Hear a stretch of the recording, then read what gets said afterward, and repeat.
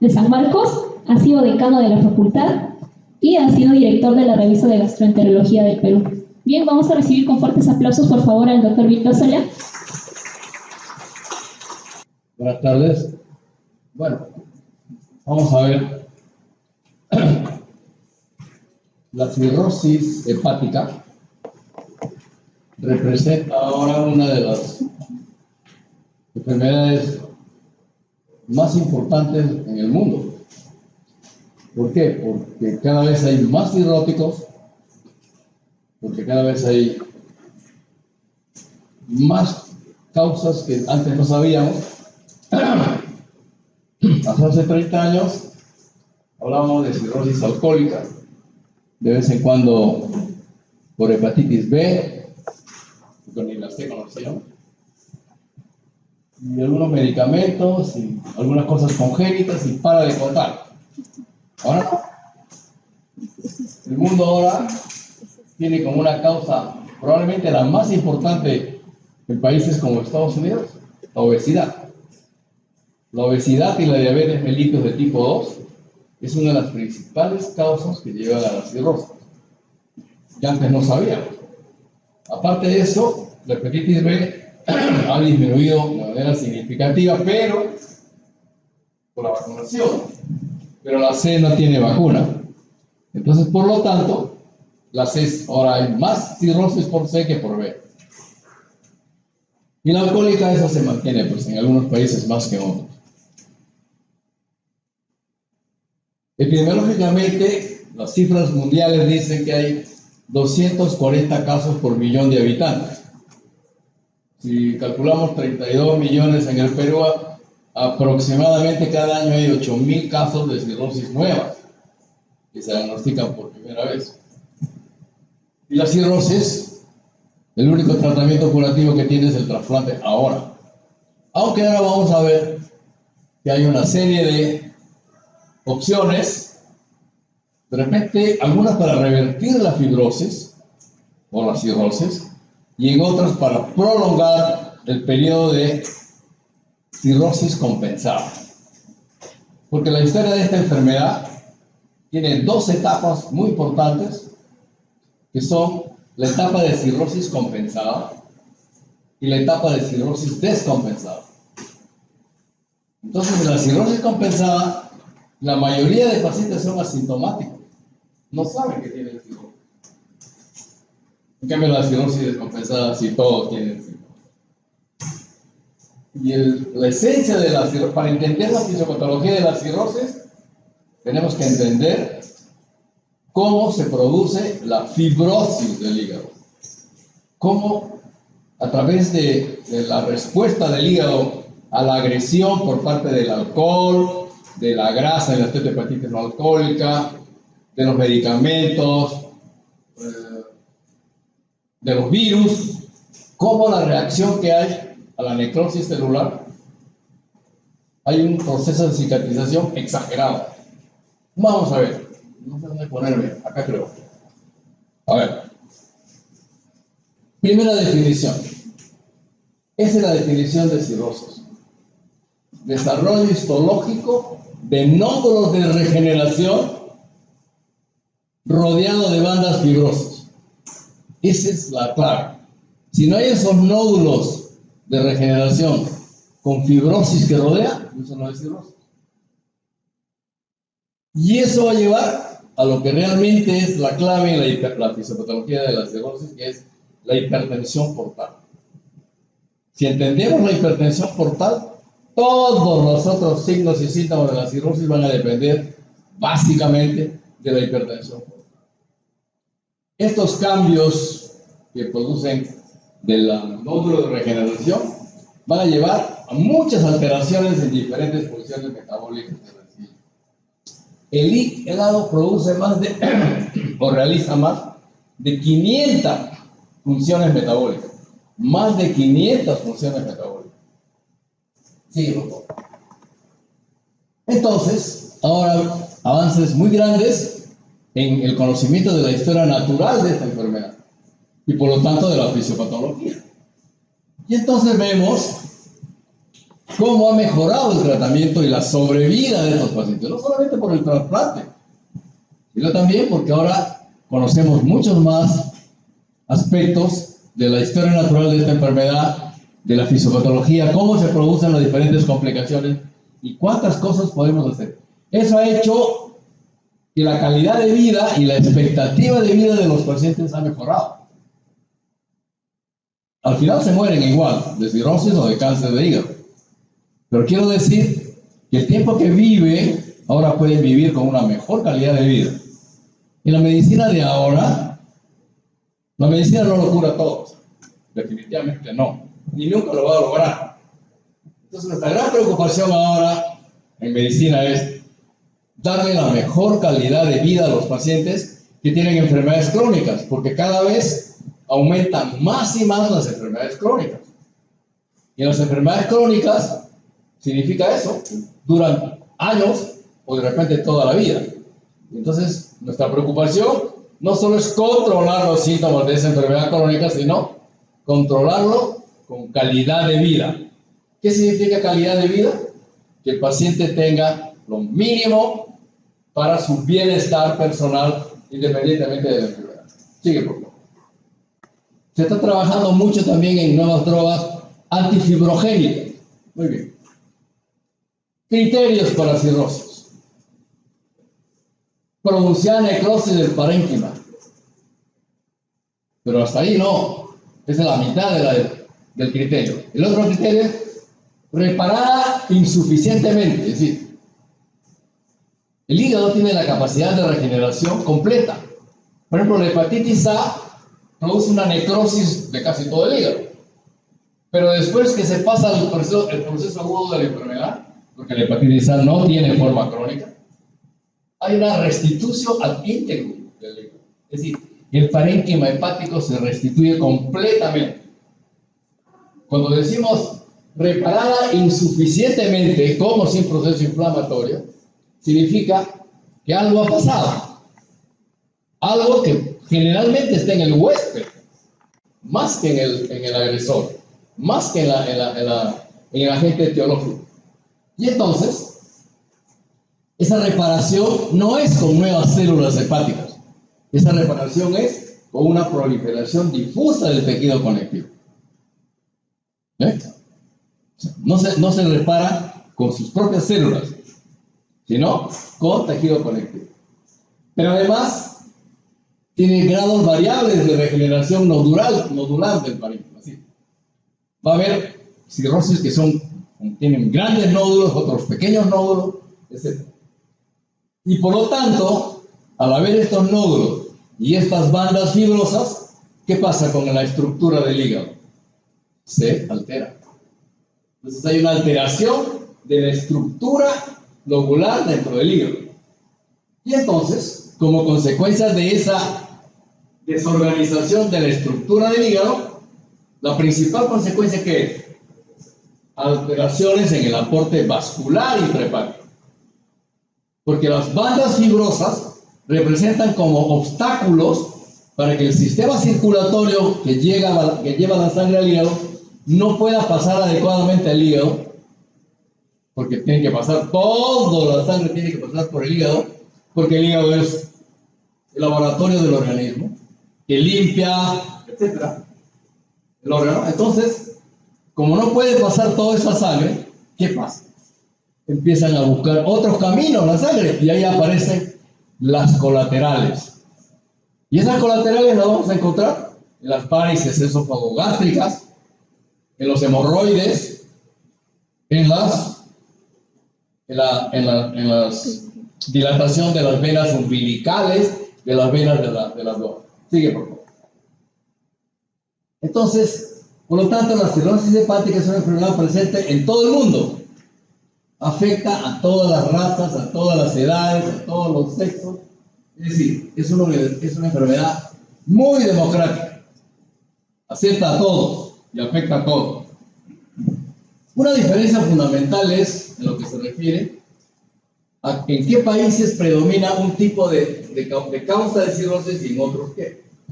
En los Estados Unidos, por ejemplo, en los países desarrollados sobre todo, que tienen un gran porcentaje de su población obesa y con diabetes mellitus, porque la obesidad está íntimamente ligada a la diabetes mellitus. Una de las principales causas es la diabetes y la obesidad, por la esteatohepatitis no alcohólica. Pero en otros países como el nuestro, todavía, y van a ver ahora una estadística que les voy a mostrar, el alcohol y la hepatitis B y C son las principales causas. Pero cada vez vemos más pacientes en el consultorio, en la actividad privada y en la actividad en el instituto, vemos pacientes con cirrosis por obesidad y por diabetes mellitus. Y entonces, esas diferencias van a ser cuánto alcohol consume esa población, cuánta frecuencia hay de hepatitis B, C, D y E, prevalencia de obesidad y diabetes mellitus. En los exámenes de autopsia que se han hecho de personas que mueren por X causa, del 4 al 10% de los muertos, no por cirrosis, puede ser por otras causas, cuando los autopsian encuentran que hay cirrosis. Puede haber sido un paciente diabético que ha tenido cirrosis en fase compensada, que no tenía síntomas de cirrosis y se muere por un infarto porque es un diabético, por ejemplo. Pero cuando la autopsia y encuentran cirrosis. ¿Entienden, no? Ok, entonces 4 al 10% de todos los que mueren tienen cirrosis, independientemente si murieron o no murieron por cirrosis. Por eso es que la incidencia, es casos nuevos al año, 240 por millón. Perú más o menos 8.000. Yo creo que es más de 8.000. Sigue, por favor. Muy bien. Estas son las causas más importantes. Alcohol, infecciones fundamentalmente las hepatitis virales, enfermedades autoinmunes, colangitis, hepatitis autoinmunes, cirrosis biliar primaria, colangitis esclerosante primaria, etc. Fármacos, hay un montón de fármacos, nos interesa mucho a nosotros isoniazida, metotrexate, que se usa mucho, la isoniazida sobre todo para la tuberculosis, congestión venosa, el síndrome de Budd-Chiari, pericarditis, muy frecuente, enfermedades metabólicas, casi todas son congénitas, un montón, ¿no es cierto? Bypass intestinal, cuando les hacen el bypass para bajar de peso, enfermedades de Rendu-Osler-Weber y cirrosis criptogenética, o sea que no sabemos la causa. Cada vez hay menos. En la década del 80, 30% de los cirróticos no sabíamos la causa, porque no sabíamos que la obesidad produce cirrosis. Entonces decíamos criptogenética. ¿Se dan cuenta? Sigue, por favor. En el año 2007, el grupo de Rebagliati, donde tienen una unidad de hígado bastante bien implementada, hizo una estadística de 475 pacientes que se hospitalizaron en esa unidad durante un periodo, y esas son las cifras porcentuales de las causas de esa cirrosis. Alcohol, 28, criptogenética, 21, todavía teníamos en esa época, fíjate. Hepatitis B, 15, C, 11, no determinada, 5, autoinmune, cirrosis biliar primaria, 4.2, NASH es esteatohepatitis no alcohólica de los obesos, era 2.5%. Yo les aseguro que en este momento en el Perú, NASH es por lo menos entre el 10 y el 15% de la causa de cirrosis. Esa es mi experiencia personal. Yo veo muchísimos pacientes con cirrosis. Sigue, por favor. Fibrogénesis. Esta es la madre del cordero en la fisiopatología. Si no entendemos esto, no vamos a entender nunca. La cirrosis es una enfermedad crónica progresiva. ¿Qué significa progresiva? No es que hoy el paciente le dice, tiene cirrosis y todo su hígado ya está completamente comprometido. No, señor. El hígado se va comprometiendo progresivamente. ¿Y cuándo aparecen los síntomas así de una manera macro? No es una cosa exacta. Cuando 2/3 del hígado ya están comprometidas con cambios cirróticos. Porque podemos vivir con 1/3 de hígado. Si nos sacan 2/3 de hígado y nos quedamos con 1/3, podemos vivir más o menos normalmente. Entonces, por eso es que la cirrosis tiene un periodo largo, que puede ser 10 años, de cirrosis compensada, donde no hay mayormente síntomas, ¿sí? Porque tiene una reserva funcional que todavía no está tocada, no está afectada. Entonces, no tiene síntomas. ¿No? Entonces, el paciente empieza a ir al médico cuando empiezan a aparecer los síntomas. Y los síntomas que primero aparecen en mi experiencia personal es cansancio. Es el típico paciente que te dice a las 5 de la tarde, me muero de cansancio, me dan ganas de tirarme a la cama. Y trabaja igualito que todos los días, pero tiene ese cansancio que es algo anormal, que es diferente. ¿Sí? Todos nos cansamos, pero este ya es cansancio todos los días. Entonces, es un síntoma de hepatopatía crónica frecuente y generalmente muy temprano. Muy bien. El proceso de fibrogénesis resulta de un incremento de la matriz extracelular. O sea, el hígado tiene tejido epitelial, tejido conjuntivo, una variedad, endotelial y toda la cosa. Entonces hay una matriz extracelular de fibra que está en los espacios de Dice. Todos los constituyentes orgánicos insolubles del espacio intersticial. Esa es la matriz extracelular. ¿Y qué pasa? Esta matriz tiene una característica, que es uniforme, es dinámico y potencialmente reversible reacción del hígado a la injuria crónica. ¿Qué significa esto? Significa que cuando la fibrosis hepática, que es el predecesor de la cirrosis, empieza, hay posibilidades no solo de detener el avance, sino incluso ahora de podemos revertir la fibrosis hacia un estado casi normal, especialmente como la experiencia personal de hepatitis autoinmune, que llegan a la cirrosis y con tratamiento regresan de la cirrosis al hígado prácticamente normal. Entonces, por eso es que ahora ya no se puede decir que la cirrosis es una enfermedad irreversible. Ahora se habla, ¿es posible que la cirrosis sea reversible? De una contundente no es reversible. Ahora decimos, ¿es probable o es posible que la cirrosis sea reversible? La respuesta es, sí es posible, porque cada vez conocemos mejor la intimidad del proceso fibrogénico, porque esa es la clave de la fisiopatología. Entonces, la fibrosis pues es considerada el posible precursor de la cirrosis, más que el posible, casi seguro. ¿Y cuáles son las funciones de esa matriz extracelular? Es importante saber, no está por gusto ahí. Primero, estabiliza los tejidos y la estructura de los órganos. ¿No es cierto? O sea, en la estructura del hígado normal hay una matriz extracelular de tejido conjuntivo. Pero ese es el armazón del hígado. Segundo, liga estructuralmente a las células. O sea, esa matriz extracelular pone en contacto unas células con otras células de las varias tipos de células que hay en el hígado. Transmite información entre los varios tipos de células dentro del tejido celular, pero también en el ambiente extracelular. Es un elemento de adhesión o migración de las células y finalmente influencia en el desarrollo y diferenciación de las células y su polaridad. O sea que son funciones, como ustedes ven, que están perfectamente definidas de las células que constituyen, de las fibras que constituyen la matriz extracelular. Sigue. Muy bien. Entonces, en la fibrogénesis, ¿quién es el que produce la fibra? ¿Quién es el que genera la fibra? Colágeno. Eso es lo que construye el armazón, en la cual otros componentes de la matriz se embeben. O sea que el colágeno es fundamental. Toda la investigación que se está haciendo ahora para encontrar una droga antifibrógena está orientada a detener o a modificar la conducta del colágeno. Porque no hay un solo tipo de colágeno, como vamos a ver, hay varios tipos de colágeno.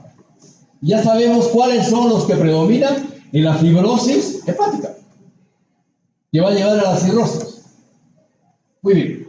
En esta línea hay un amplio rango de funciones de la matriz. No solo es órgano específico, sino con respecto a su arquitectura, que es lo que nos interesa, sino también expresa variaciones en diferentes localizaciones del hígado. Es decir, no en todas las partes del hígado tiene el mismo comportamiento esta acumulación de matriz extracelular de tipo fibrótico. Por ejemplo, en el espacio de Dice, el campo periportal y entre la zona de los acines es diferente. Y vamos a ver cómo en el espacio de Dice bloquea las penetraciones que tienen los sinusoides y los transforman en capilares auténticos.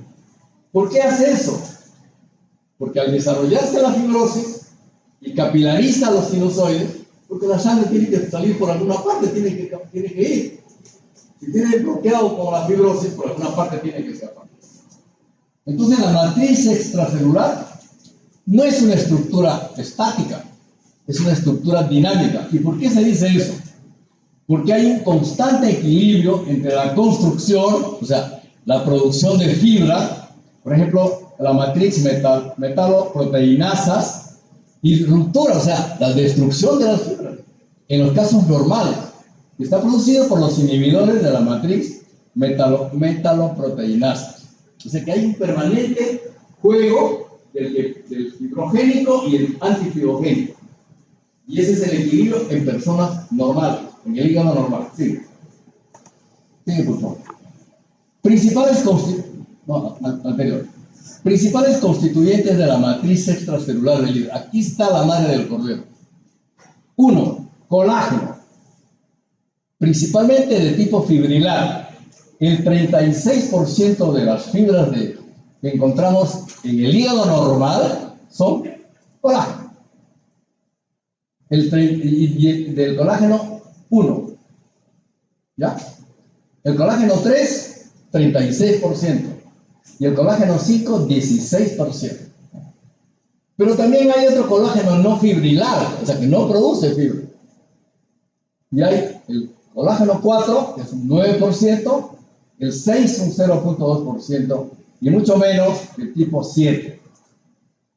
Ese es un componente fundamental de las fibras que existen en el espacio o en la matriz extracelular. Pero también hay glicoproteínas, fibronectina, tenasina, laminina, undulina, elastina y antactina.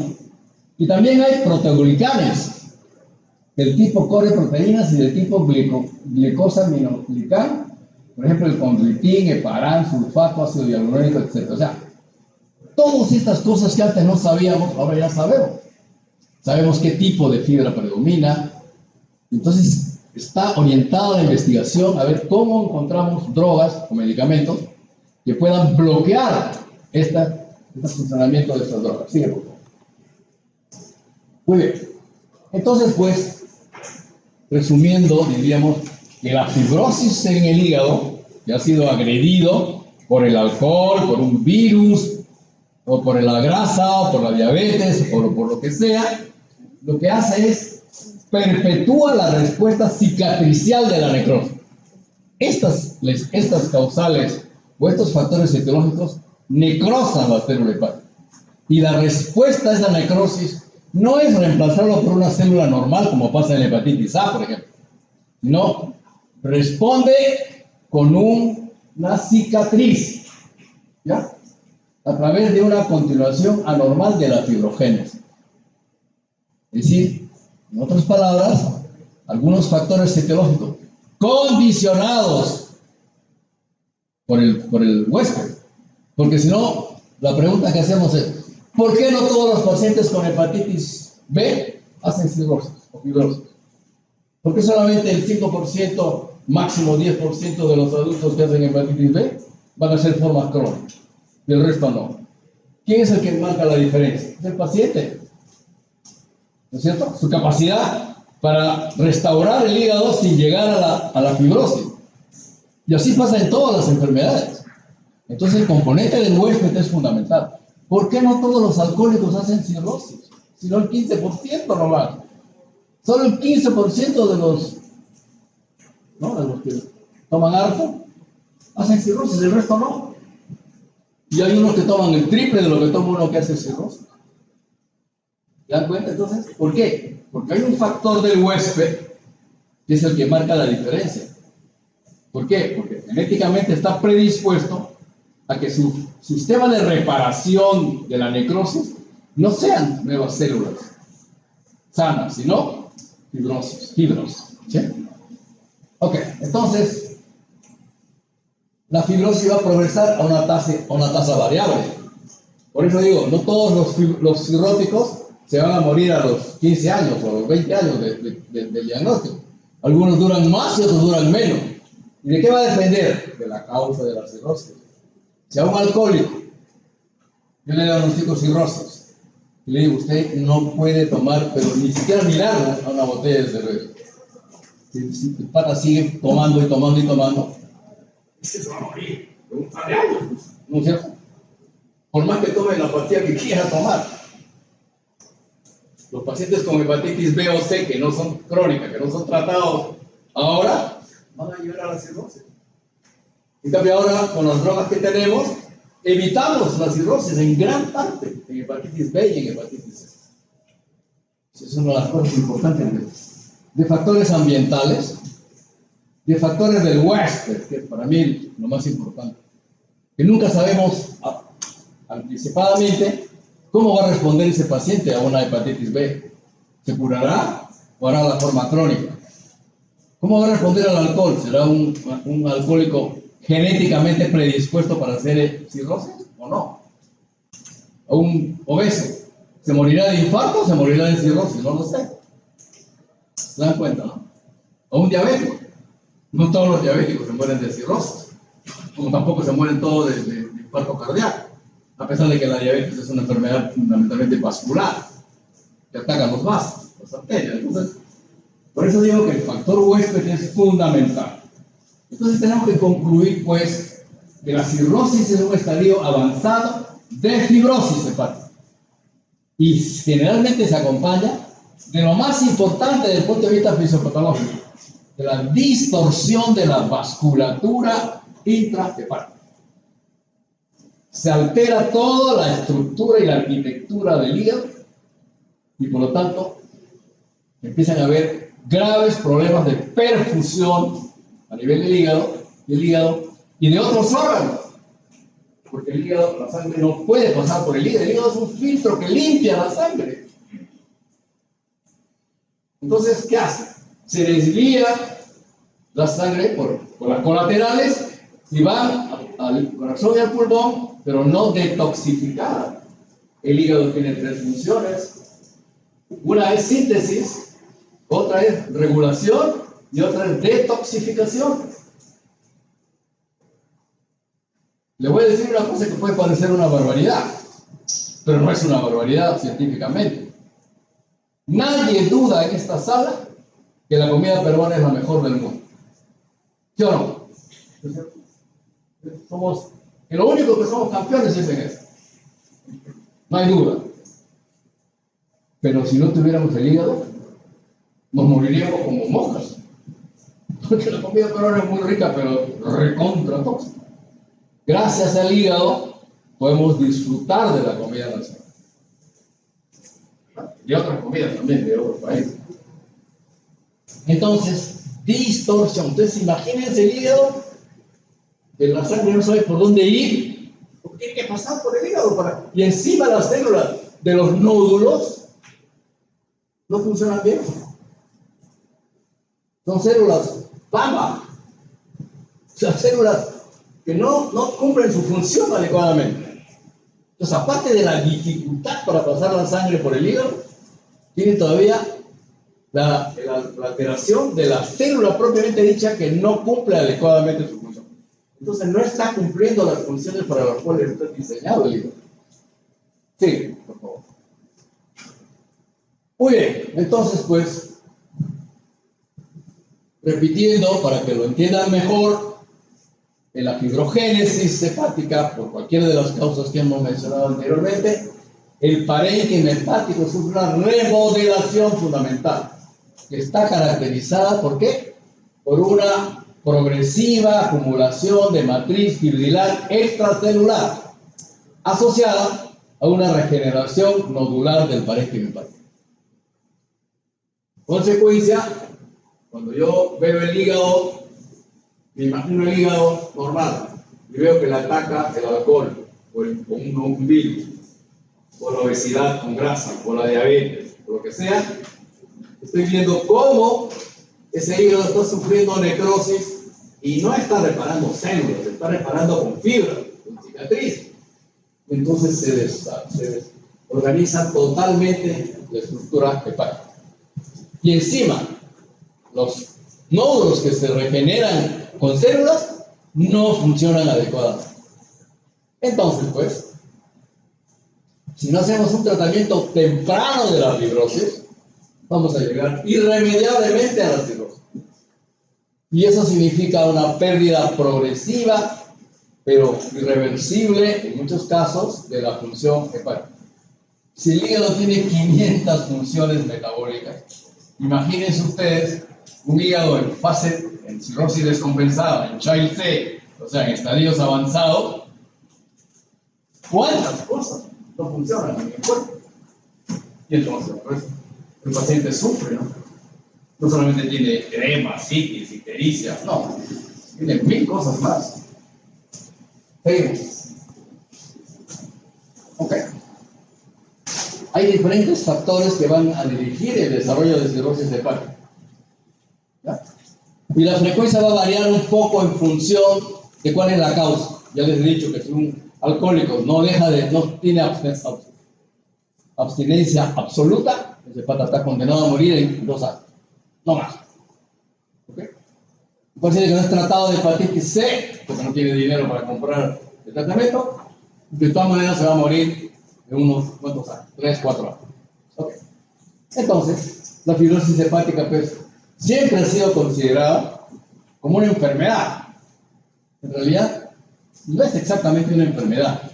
Es un estadio de una enfermedad mucho más compleja, que es la cirrosis. Digamos que es el primer estadio de la cirrosis en el cual todavía al principio no hay esa anarquía estructural del parénquima hepático. Por eso es que si logramos tratar a un paciente con fibrosis, antes de la cirrosis, en una etapa temprana, podemos prolongar su vida. De repente no curarlo 100%, pero sí prolongar y con buena calidad de vida. Muy bien. Y eso va a depender, hemos dicho, de varios factores, entre ellos la etiología y otros factores más adicionales. O la comorbilidad. Imagínense un paciente que tiene hepatitis C y es borracho. Está premiado. De todas maneras, yo he ido a decir si hay comorbilidades y se juntan 2 o 3 enfermedades, obviamente la evolución hacia cirrosis es mucho más rápida y más severa. Sí. Muy bien. ¿Cómo prevenimos la progresión a cirrosis? Y aún intentemos revertir la cirrosis, o la fibrosis mejor, ¿no? Tratando la causa subyacente. Ya les dije, un alcohólico que le encontramos una fibrosis de grado 1, le quitamos el alcohol, de ahí paramos. Un paciente con hepatitis B crónica o C crónica, le damos tratamiento medicamentoso que ahora hay muy buenos, paramos. Un paciente con obesidad o con diabetes, bajamos de peso, hace ejercicio, le damos drogas antidiabéticas y paramos. O sea, sí podemos detenerla de fibrosis a cirrosis y eventualmente revertir ese estado fibrótico. Muy bien. Entonces, como ven ahí, el tratamiento de hepatitis B, C, la inmunosupresión, que ya les he contado, pacientes que tienen cirrosis comprobada, laparoscópica y biópsicamente, como algunos pacientes que hemos tenido, y después se hace una biopsia a los 2 años, que fue el tratamiento con prednisona de una hepatitis autoinmune, y el hígado está normal. Desaparecieron los nódulos. Esa es una posibilidad. Abstinencia en los alcohólicos, etc. Agentes quelantes para cobre y zinc en la enfermedad de Wilson. La menesección, o sea, desangrar a los pacientes frecuentemente en la enfermedad de hemocromatosis. O sea, que hay varios elementos terapéuticos que nos pueden impedir, o nos pueden permitir, perdón, prevenir la progresión de fibrosis a cirrosis. Ok, hay múltiples mecanismos, cada agente etiológico, hemos podido ver, y ahora voy a mostrarles una figura muy bonita que he encontrado en la literatura internacional que me pareció muy importante para que se entienda mejor. Cada agente etiológico tiene un mecanismo de cirrosis diferente fisiopatológicamente. Obviamente tienen elementos comunes, ¿no? O sea, todos van fibrosis, todos, o sea, pero ¿cómo llegas a eso? Eso es lo que es diferente. Muy bien. Entonces, estos múltiples mecanismos pueden considerarse como una respuesta cicatrizada, excesiva, etc. Y se forma un círculo vicioso, ¿no? Necrosis del hepatocito, más inflamación, genera excesivo depósito de matriz extracelular, y entonces estamos dando la vuelta así, ese es un círculo vicioso. Y se va progresivamente el tejido hepático sano, va transformándose en un tejido fibrótico primeramente y cirrótico después. ¿Cuándo decimos que es fibrótico y cuándo decimos que es cirrótico? Decimos que es fibrótico cuando encontramos tejido fibroso, pero todavía no hay nódulos de regeneración. Cuando aparecen los nódulos de regeneración junto a bandas fibróticas, ahí decimos cirrosis. ¿De acuerdo? Ok, muy bien. 15 a 20 años puede demorar para pasar de fibrosis a cirrosis. Va a depender de muchos factores que ya les he mencionado en una. Y miren ustedes, un hígado cirrótico tiene 6 veces más matriz extracelular que un hígado normal. O sea que es literalmente invadido por tejido fibroso. No puede funcionar bien eso. Y si tiene la responsabilidad de 500 pruebas metabólicas, ¿se imaginan ustedes todo lo que le va a pasar a los reneros? Sigue, por favor. Muy bien. Una exposición por largo tiempo a todos los factores etiológicos va a producir daño en el hepatocito y apoptosis. Entonces, la apoptosis o la necrosis de la célula dispara ¿qué cosa? El depósito de matriz extracelular y la inflamación. Entonces nos lleva eso a la fibrosis. Y de la fibrosis, ¿no es cierto?, vamos a ir progresivamente a la cirrosis. El principal tipo de célula, o sea, la mala de la película, de la telenovela, de la fisiopatología de cirrosis, ¿quién es? La célula estelada del hígado. Porque la célula estelada del hígado, cuando se activa, desarrolla un depósito de matriz extracelular hiperproliferativo, porque segrega una gran cantidad de miofibroblastos activados.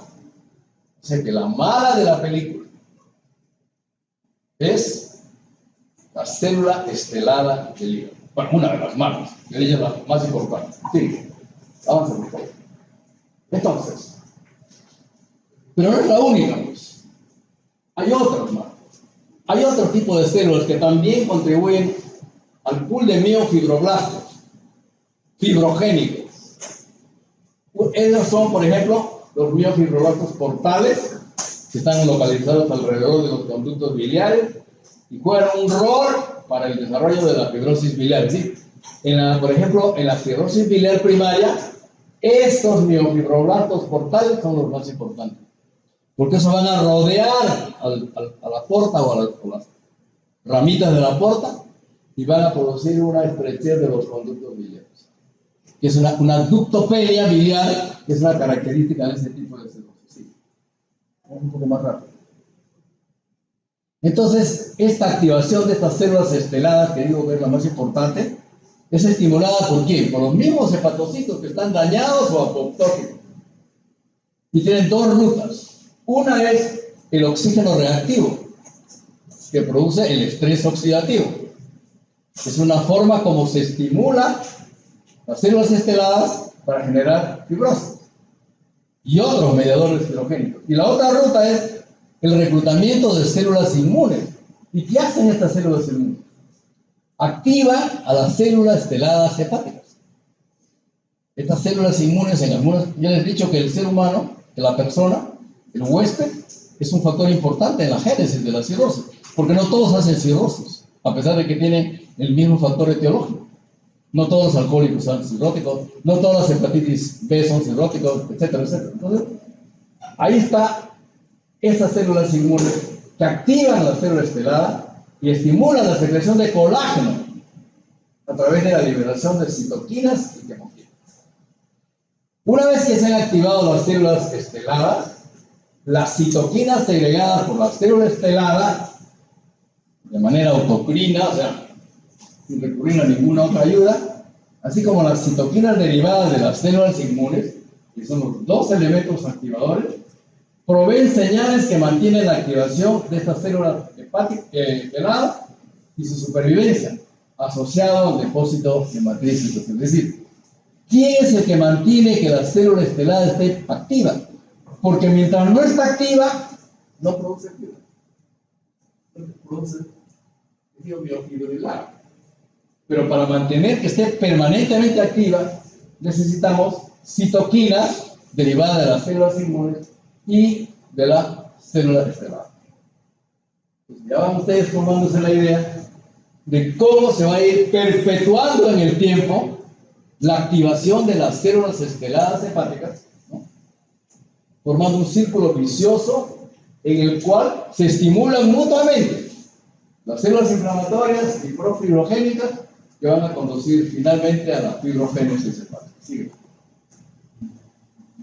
Muy bien, pero no solamente es un problema de cantidad de fibras en la fibrosis hepática, sino también es un problema de calidad y de distribución topográfica en diferentes componentes de la matriz extracelular. Por ejemplo, en el hígado sano, la matriz extracelular está en el espacio de Di, como ya lo dije, y consiste de dos tipos de colágeno, el 4 y el 6. Acuérdense que los sinusoides están fenestrados, tienen unos orificios. Muy bien. Durante el desarrollo de la fibrosis, la matriz extracelular es reemplazada por colágenos fibrilares. ¿Cuáles son? El 1 y el 3. Y también fibronectina. Y esto produce lo que se llama la capilarización de los sinusoides. Es decir, los capilares son fenestrados, pero con ese tejido fibroso que se está generando en los colágenos 1, 3 y la fibronectina, se tapan los huequitos y entonces el sinusoide se convierte en un capilar, por donde va a escurrir la sangre, pero desviándose de su ruta. Entonces, cuando la fibrosis ya está establecida y la encefalopatía, la enfermedad hepática crónica, ha evolucionado a cirrosis, ya se producen los cambios estructurales. Mucho más grandes, más capilarización sinusoidal, formación de shunts vasculares, vena arteria, arteria vena, y también anormalidades funcionales como la disfunción endotelial. Miren ustedes cómo desde la producción de fibras va cambiando toda la estructura del hígado, y entonces el hígado, o el organismo, ¿cómo hago para pasar la sangre por el hígado? Porque tiene que pasar para que se limpie. Entonces crea shunts. ¿Saben lo que son shunts? Son comunicaciones arteriovenosas, ¿no es cierto? Pasa por ahí. El 80% del oxígeno que llega al hígado es por la vena porta. No es por la arteria, es por la vena porta. Muy bien. La disfunción endotelial. ¿Qué cosa es la disfunción endotelial? Sigue, por favor. La disfunción endotelial resulta de ¿qué? De la disminución de la síntesis endotelial de vasodilatadores como el óxido nítrico. El óxido nítrico es un potente vasodilatador. Cuando se produce la fibrosis y los nódulos y la cirrosis con los nódulos de regeneración, se produce la disfunción endotelial. Y eso condiciona que se produzca, que se disminuya la síntesis de óxido nítrico. Pero además, no está contento con eso el organismo, sino aumenta la síntesis de vasoconstrictores como el tromboxano A2 y la endotelina. ¿Y cuál es el resultado de esto? Aquí está la estrella de la fisiopatología de la cirrosis, la hipertensión portal. Fíjense ustedes cómo hemos ido desde una lesión que ataca el hígado, destruye células, el hígado responde por condiciones del paciente, en vez de regenerar con células normales, regenera con fibra, esas fibras van aumentando, van distorsionando la arquitectura del hígado, van formando pasos difíciles para el torrente sanguíneo que viene por la porta, tiene que haber shunts colaterales, etc. Se activan células, todo eso va a acabar en eso. Disminución de la síntesis endotelial de vasodilatadores, como ansiolítico, y aumento de los vasoconstrictores. Que el resultado es hipertensión portal, la alteración más importante de la cirrosis. Si no entienden la hipertensión portal, jamás van a tratar adecuadamente a un paciente cirrótico. Porque la hipertensión portal condiciona todas las complicaciones clínicas que vamos a encontrar en los cirróticos, como ascitis, parálisis esofágica sangrante, encefalopatía hepática, etcétera, etcétera, etcétera. O sea que la lesión, la alteración fundamental en la fisiopatología de la cirrosis es la hipertensión portal. ¿De acuerdo? Y por lo tanto, constituye además, es el mayor factor de riesgo, ¿para qué? Para el hepatocarcinoma. El hepatocarcinoma, el cáncer de hígado, es el quinto tumor sólido más común en el mundo y la segunda causa de muerte por cáncer a nivel mundial, por si acaso. O sea que cáncer de hígado es la segunda causa de muerte a nivel mundial por cáncer. Sí. Vamos un poco más rápido. Entonces, pues, hemos visto que la fibrosis hepática se va a producir por un montón de causas, por diferentes etiologías. Por ejemplo, en hepatitis viral está asociado con hepatitis de interfase y puentes fibrosos vena central, vena porta. La hepatitis interfase es necrosis en sacabocado alrededor de la porta, del espacio porta. En fibrosis por alcohol y por hepatitis no oncólica de los obesos y diabéticos, fibrosis pericelular o perisinusoidal, mostrando el patrón de chicken wire, o sea, alambrado de un gallinero, mostrando la traducción. En cirrosis biliar, los conductos biliares y la proliferación de miofibroblastos portal resulta en septos portal. ¿Se dan cuenta? Cada uno de las causas van a producir una diferente alteración histológica. Es más, algunos mecanismos fisiopatológicos que contribuyen a la etiología diferente son distintos entre las diferentes etiologías. Pero no solamente hay una lesión diferente, sino algún mecanismo diferente. Sigue, por favor. Y este es el cuadrito. Si se dan cuenta, el primero es enfermedad por alcohol, ¿no es cierto? ¿Cuáles son los principales factores? El oxígeno tóxico, el estrés oxidativo, el lipopolisacárido que pasa a través de la pared intestinal, y el acetaldehído, que es un metabolito del alcohol. En la hepatitis viral, igual, estrés oxidativo, infiltración de monocitos y proteínas de la hepatitis C. En el hígado graso, o en el caso de hepatitis alcohólica, igual, estrés oxidativo, inflamación, factor de crecimiento tumoral, activación, reacción ductular y la enfermedad autoinmune, ¿no? Evolución, asimilación de la bilis, inflamación con angiocitos, es decir, todos esos mecanismos van hacia el hígado. Este es el hígado, hay un puntero. Este es el hígado normal, las células esteladas están tranquilas, y este es el sinusoide, ahí están las fenestraciones.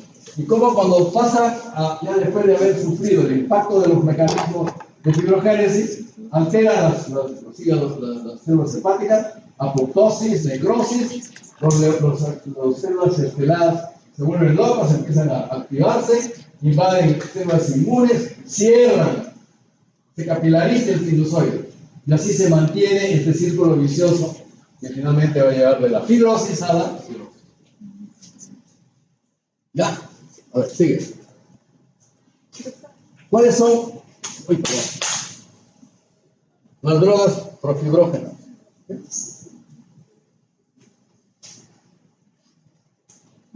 Solo puntero. Solo como puntero. Yo voy a seguir pasando. Como puntero. Vaya.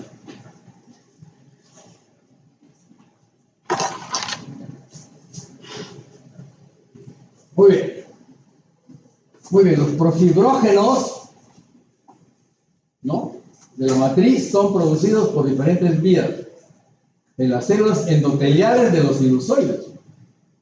Las células de hito, las cuales son activadas dentro de los miofibroblastos y son consideradas el más importante sitio de síntesis de virtualmente todos los tipos de matriz. Las células esteladas, hemos dicho que son la estrella de la película, toman los remanentes de los hepatocitos apoptóticos. Un hepatocito apoptótico es un hepatocito que tiene su muerte programada. Es un hepatocito agonizante, por decirlo de una forma más sencilla, resultando en una producción 10 veces más de colágeno 1 y 8 veces más de factor de crecimiento tumoral. Este último activa los fibroblastos y los queratinocitos. Además, los miofibroblastos perivenulares, portales y endotelios del seno y epitelio de los conductos biliares pueden tomar la síntesis de las proteínas de la matriz. O sea, todos los mecanismos que se van a activar para producir fibra. Seguimos. Pero también hay sustancias antifibróticas en nuestro propio organismo que se van defendiendo no en condiciones patológicas, aunque también en condiciones patológicas. Algunas citoquinas y péptidos tienen efecto inhibidor sobre la fibrogénesis. Eso es lo que están investigando ahora, a ver si encontramos una droga que nos permita inhibir la fibrogénesis. La formación de ruptura de la matriz extracelular son reguladas por el colágeno, la acromitina, proteasas, endoclinonas, etc.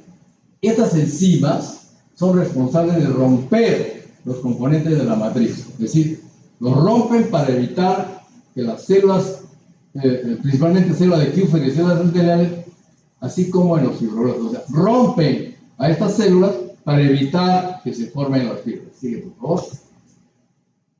Muy bien. La consecuencia entonces de la distorsión vascular, ya hemos dicho que son los shunts arteriovenosos que comprometen el intercambio entre los sinusoides hepáticos y los hepatocitos.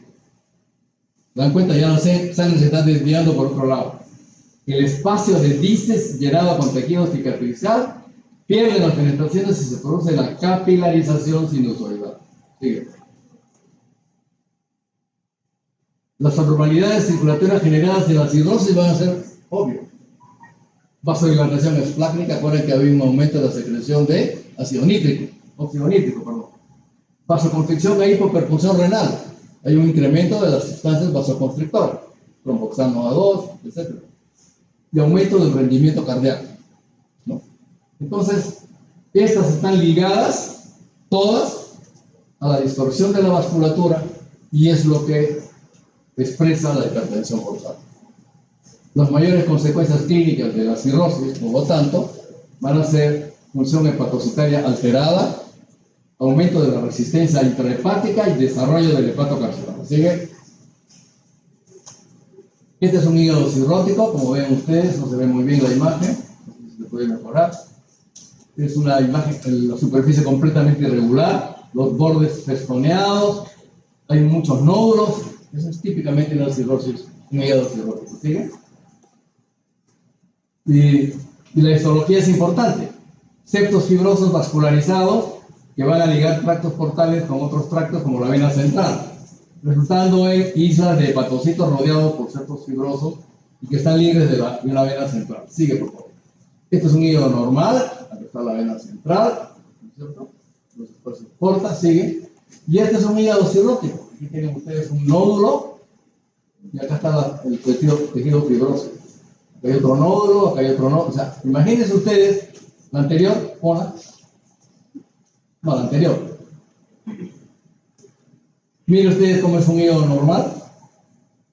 Circula la sangre como debe ser. Y miren cómo es un hígado cirrótico. Lo tiene. Hay una distorsión total de la arquitectura vascular. Entonces tiene que formarse shunt arteriovenoso, tiene que haber circulación colateral para bypassear al hígado. Pero obviamente esa sangre no está adecuadamente filtrada, adecuadamente limpiada. Sigue, por favor. ¿Sigue? Muy bien. ¿Qué cosa es la hipertensión portal?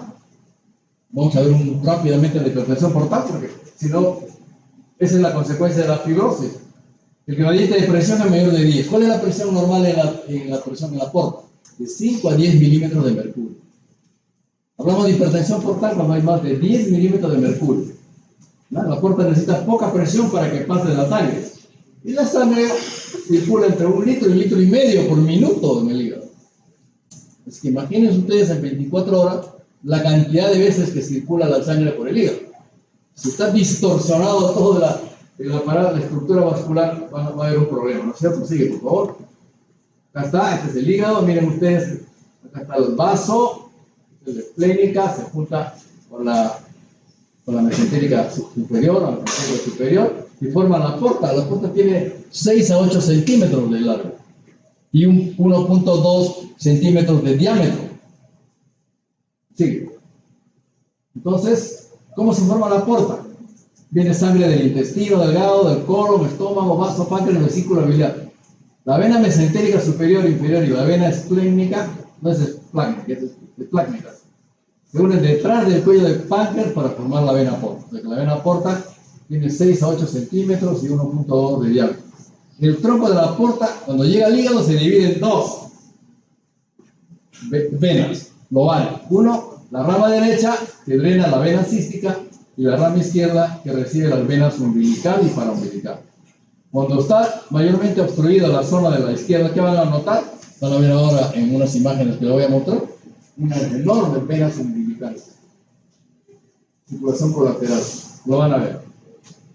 La vena coronaria estomáquica corre a lo largo de la curvatura menor del estómago y recibe las venas esofágicas distales. Por eso es que otra forma como se escapa la sangre a través de la coronaria estomáquica, que llega hasta las varices, hasta el esófago, perdón, donde se producen los varices esofágicos. Sigue. Bueno, sigue. Estas son las causas. Hay varios tipos de hipertensión portal. Esta, por ejemplo, es hipertensión presinusoidal, ¿no? Extrahepática, trombosis de la vena porta, tumores de páncreas, pancreatitis, nódulo metastásico, etc. Intrahepática, fibrosis hepática congénita, metástasis, TB, estadios tempranos de la cirrosis biliar primaria, etc. ¿Sigue? Y la hipertensión portal sinusoidal, que es la que estamos analizando ahorita, es la producida de la cirrosis de cualquier etiología que hemos mencionado, viral, alcohol, autoinmune, etcétera, etcétera, NASH, ¿no es cierto? Porque la lesión fundamental está en el sinusoide.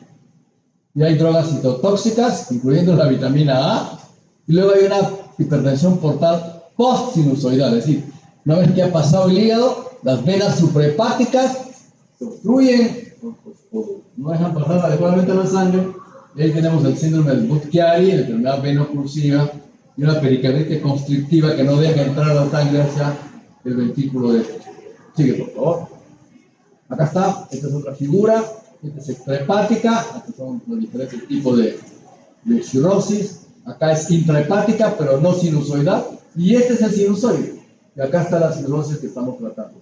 En esta zona es donde está la lesión fibrótica que condiciona la cirrosis que estamos viendo y que va a dar lugar a la hipertensión portal. Esta es la porta, es una rama derecha, esta es la rama izquierda. Y luego las posthepáticas, el Budd-Chiari, veno-oclusiva, etc. Sigue. Después lo leen. Muy bien, vamos a hacer algunas cosas ya más de hemodinámica. Hígado normal, 1000 a 1500 mililitros de sangre por minuto. 2/3 de este flujo y la mitad del aporte de oxígeno son provistos por la vena porta. El resto por la arteria hepática. La vena porta es el principal aportante de oxígeno. Normalmente la presión en la porta es baja, y hemos dicho que es 5 a 10 milímetros de mercurio, ¿no?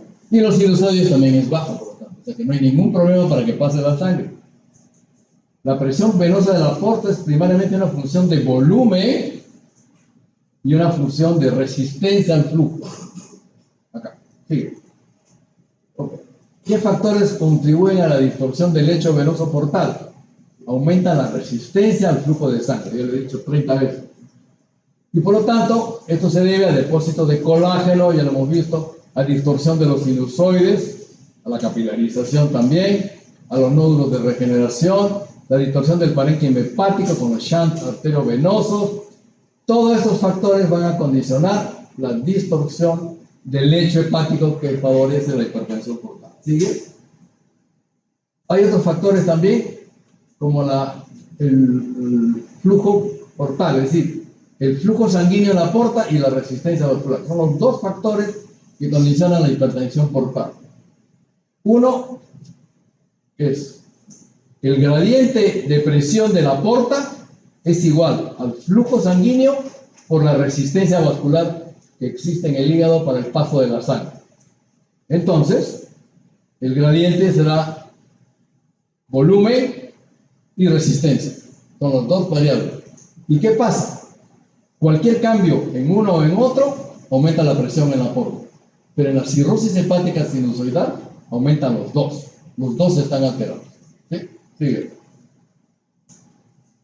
El aumento de la resistencia vascular, factor primario, lo más importante, producido por la fibrosis y la distorsión.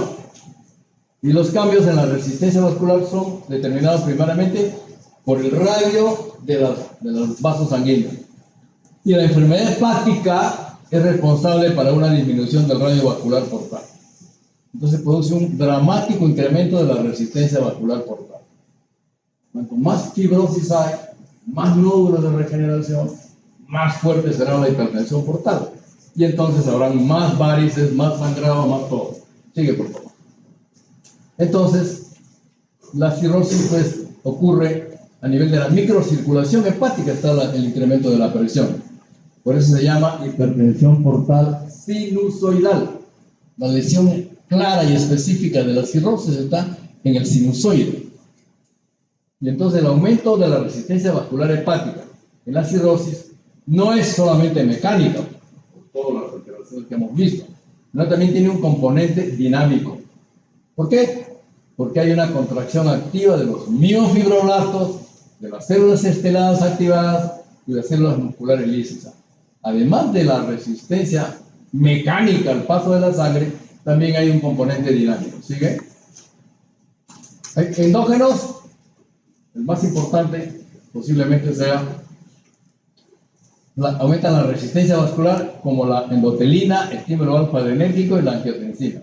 ¿Y quiénes lo disminuyen? El óxido nítrico, la prostacyclina y las drogas vasodilatadoras como nitratos orgánicos, adrenalíticos, bloqueadores de los canales de calcio, etcétera, etcétera. Hay pues factores que aumentan la presión y otros factores que disminuyen la presión. ¿Sigue? El aumento del flujo es el segundo factor. Entonces, aquí hay una excesiva liberación de vasodilatadores. Es decir, una cosa que van a encontrar en un cirúrgico es que tiene las manos calientes, taquicardia, tiene un rendimiento cardíaco acelerado, las manos calientes, vasodilatadas. Y es por eso. El organismo, para bajar la presión de la porta, ¿qué hace? Vasodilata casi todo en el cuerpo, incluso en la piel, en otros órganos. ¿Cierto? Entonces hay una excesiva liberación de vasodilatadores justamente para bajar la presión, para secuestrar sangre, ¿no?, sistémica, y que no vaya con fuerza al hígado toda la sangre, porque entonces aumentaría la presión en la porta.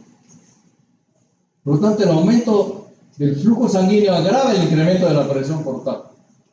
Y te voy a explicar por qué existe hipertensión portal a pesar de la extensa colateral externa. Porque hay aumento del flujo. Por lo tanto, no es solamente un problema de resistencia vascular al flujo, sino aumento del flujo. O sea que hay un aumento del volumen sanguíneo. O sea, el organismo lo siente como que el volumen sanguíneo está aumentado. ¿No es cierto? Puede derivar en los colaterales el 80% del flujo sanguíneo portal. El 80% de la sangre que llega a la porta puede no pasar por el hígado, sino por la colateral. La vasodilatación esplácnica incluye un incremento del rendimiento cardíaco, hipotensión arterial e hipervolemia. Por eso es que en los pacientes con cirrosis hay eso que le digo, el taquicardia, hipotensión arterial y hipervolemia. Entonces nosotros con eso hacemos, ¿qué hacemos? Damos dieta hiposódica, damos diuréticos para bajar ese volumen aparentemente aumentado del flujo. Sí. Este aumento de la resistencia es principalmente determinada por los cambios de la arquitectura, bueno, ustedes lo sabemos. Y el aumento de la presión portal no solo se traduce por un aumento de la resistencia alveolar y una disminución del flujo, ya que paradójicamente se produce una disminución de la resistencia vascular con el consiguiente aumento del flujo. Obvio, si hay una vasodilatación esplácnica y hay colaterales, baja la presión. Y a pesar de eso, ¿no es cierto?, el flujo aumenta. Para poder contener el flujo, tiene que colaterales, vasodilatación, porque si no, se rompería la porta, reventaría la porta. Si no tuviera ese despojo de la porta, se rompería. No podría soportar esa presión. Entonces, también hay fístulas entre la circulación portal terminal y las venas centrales. Son las fístulas de eje, las que hemos dicho que hay en los pacientes cirróticos. ¿Sí?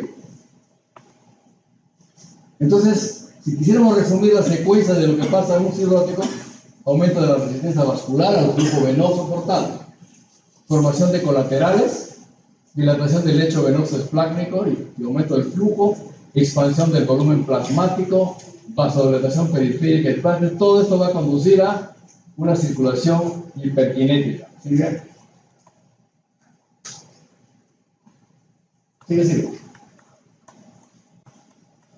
Bueno, esto vamos a pasar rápido porque esto ya está. Lo quiero mostrar otras cosas más. Ahí está. Anterior. Ahí está. Nosotros en cirrosis tenemos una fórmula para calcular el pronóstico de un paciente con hipertensión portal y cirrosis. Y tenemos 5 criterios que se usan, que son los criterios de Child-Pugh. El Child-Pugh-Turcotte. Pero el Turcotte lo desembarcaron. Y entonces vemos, por ejemplo, bilirrubina es uno de los criterios, los parámetros. Si tiene menos de 2 miligramos, es un punto. Albúmina, si tiene más de 3.5 gramos, es un punto. Tiempo de protrombina o INR, 1 a 3 segundos más, o menos de 1.8 de INR. No hay ascitis, si no hay encefalopatía, va a ser entre 5 y 6 puntos. Decimos que es un Child-A. Muy buen pronóstico. Y así, entre 2 y 3 miligramos, 2.8, 3.5 de albúmina, INR más de 1.8, ascitis leve y encefalopatía grado 1 o 2, 7 a 9 puntos, grado B. Y finalmente el grado 3, el grado C, 10 a 15 puntos. Los pacientes que están en Child-C están en el estadio final. Este es un Child-C.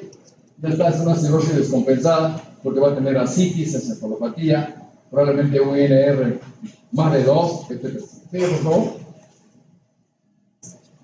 Bueno, estos son lo que encontramos en un paciente cirrótico. Sigue. Sigue. Esta es una paciente con una enorme ascitis y con una hernia que además tiene, como ven, un color morado por varices umbilicales. Sigue. Este es otro paciente que incluso se produjo una solución de continuidad. ¿Sigue? Este es otro paciente que tiene, si se dan cuenta, todos son varices. ¿Sigue? Miren ustedes, estos son varices, ¿no? Circulación colateral en un paciente con cirrosis. ¿Sigue? Estos son varices esofágicas. ¿Sigue? Más varices esofágicas, bastante grandes. Todavía no tienen las manchas rojas que anuncian que se van a romper. ¿Sigue? Y estas son las complicaciones de la cirrosis descompensada: ascitis, encefalopatía hepática, hemorragia orizal, peritonitis arterial espontánea, síndrome hepatorenal, síndrome hepatopulmonar y carcinoma hepatocelular. Creo que es la última. Muy bien, ok, gracias.